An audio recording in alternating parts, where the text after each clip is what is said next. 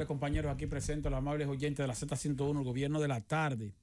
Fíjense, en la República Dominicana las autoridades monetarias iniciaron un proceso de reducción del costo del dinero a propósito de la situación del COVID, de la situación de la parálisis de la economía y la necesidad entonces de poder facilitar a los tenedores de préstamos la posibilidad de renegociar sus créditos con tasas de interés más bajas. Fue algo positivo. La tasa de interés activa, que es la tasa de interés que ustedes le pagan o que nosotros le pagamos a los bancos cuando nos prestan dinero, se redujo considerablemente durante el último año y medio. Y eso también tiene otra consecuencia, y es que también baja la tasa de interés pasiva. La tasa de interés pasiva es la tasa de interés que los bancos o los tenedores de deuda, cuando emiten deuda, le pagan a los inversionistas o a los depositantes por recibir el dinero y darle uso al dinero que uno le deposita. O sea, cuando usted va a un banco y usted le deposita un certificado, qué sé yo, de $1 millón de pesos, un certificado de inversión a 2 años, a 3 años, ese certificado, el banco le paga a usted por ese certificado una tasa de interés. Esa tasa de interés es la que se llama tasa de interés pasiva. Para darse cuenta si su dinero se revalorizó o no perdió poder adquisitivo durante el tiempo con la tasa de interés que recibió de lo que usted depositó en el banco, entonces usted tiene que calcularlo tomando en cuenta la inflación. Y junto con la inflación también la devaluación de la moneda. Porque si usted tiene su depósito en pesos, entonces no solo tiene que tomar en cuenta la devaluación, la inflación, sino también la devaluación. Y tiene que recordar que la tasa de interés pasiva, que es la tasa de interés que nos pagan los bancos cuando le depositamos, paga un impuesto de un 10%. Es decir, que cuando el banco le dice a usted, mira, te voy a dar por ese certificado una tasa de un 10%, lo que tú vas a recibir no es un 10%, sino un 9%, es decir, 10% menos. Si te están pagando un 5%, lo que tú estás recibiendo es un 4.5%. El otro medio porcentaje, que es el equivalente a 10% de lo que te están pagando por intereses, va al Estado, porque en la República Dominicana los intereses de los depósitos pagan un impuesto de un 10%.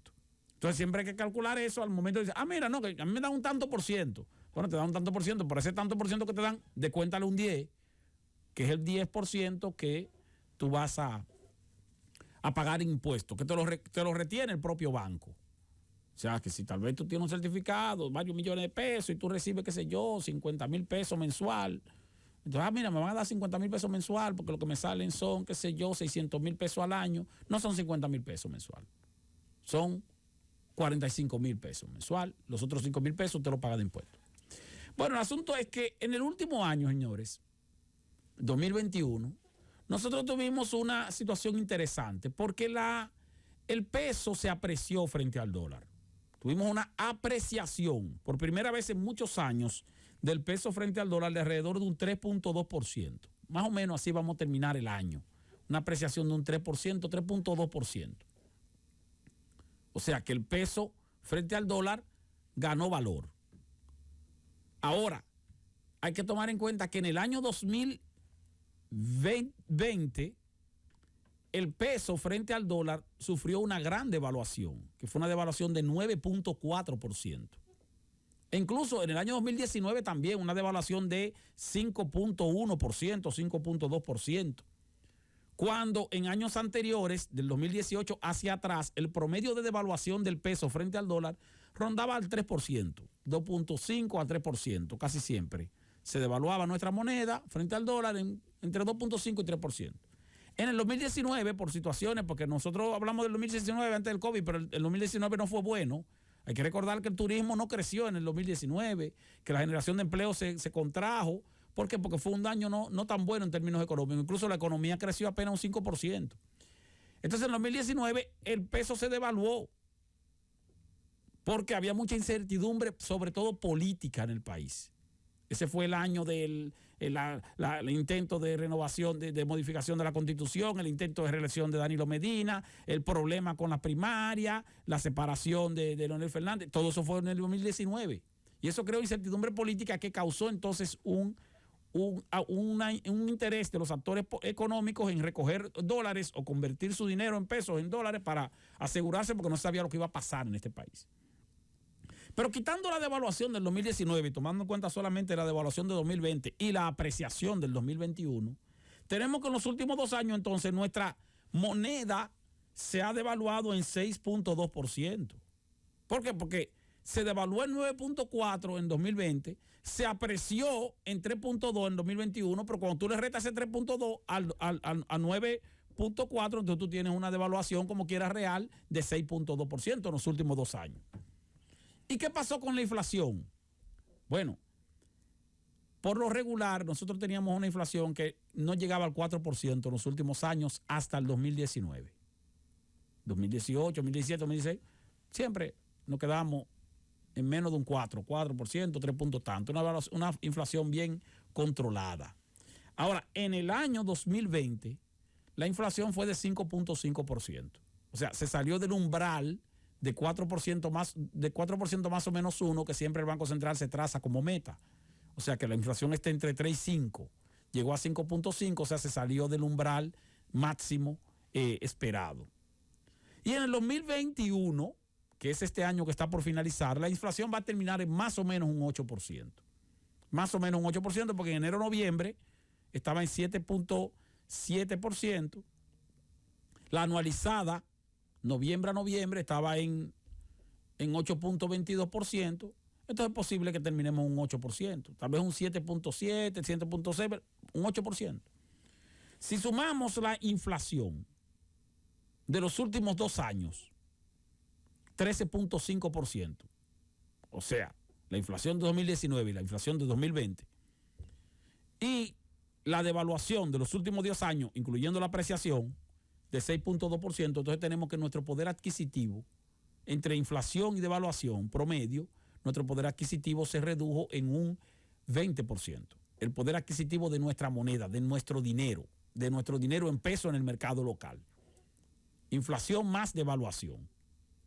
Entonces, si la inflación más devaluación en los últimos 2 años fue mayor a lo que usted recibió como tasa de interés pasiva por su inversión en el mercado de valores o en un certificado bancario, entonces quiere decir que su dinero perdió valor, que usted perdió dinero en vez de ganar.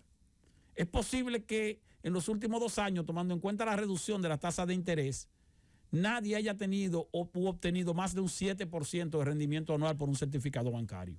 Y 7% es mucho, porque las tasas de interés bajaron. Entonces, bueno, el que tenía un certificado a un 8 y lo tenía a 3 años, bueno, se salvó porque entonces pasó esos 2 años en ese nivel. Pero el que se le venció un certificado en el 2020 o 2021, cuando le renovaron, se lo renovaron muchísimo más bajito. Ponga usted que usted logró un 7%. 7% en el 2020, 7% en el 2021 es un 14% de aumento del valor de su dinero, porque su rendimiento. Si tenía $1.000.000 de pesos, 7% un año y 7% un año siguiente, pues yo te tiene a los 2 años, qué sé yo, 1.140.000. Ahora, un 14 es menos que un 20 de pérdida de fuerza de adquisición de su dinero. Entonces ya usted está perdiendo ahí. Pero ese 14, que son 7 en 2020 y 7 en 2021, también tiene la desventaja de que tiene un 10% menos. O sea que ese 14 se convierte en un 12.9, no en 14. Entonces ahí se produce una situación de pérdida del poder adquisitivo o pérdida del valor del dinero que usted tiene, aun cuando tenga más dinero hoy que hace 2 años por el rendimiento que obtuvo en la banca. Sin embargo, aun cuando el dinero en pesos sufrió una pérdida en cuanto a su fuerza adquisitiva de un 20% en los últimos 2 años, 2020-2021, y que las tasas de interés pasivas que los bancos le pagan a los clientes se redujo considerablemente en los últimos 2 años, los dominicanos en los últimos 2 años, de acuerdo con los informes de la Superintendencia de Bancos, mantuvieron una tendencia a ahorrar en pesos. El ahorro en dólares no aumentó en términos proporcionales. Nosotros tenemos que el ahorro en dólares es de alrededor de un 29% en términos de la tasa de depósito de los bancos. 29% en dólares, 71% en pesos.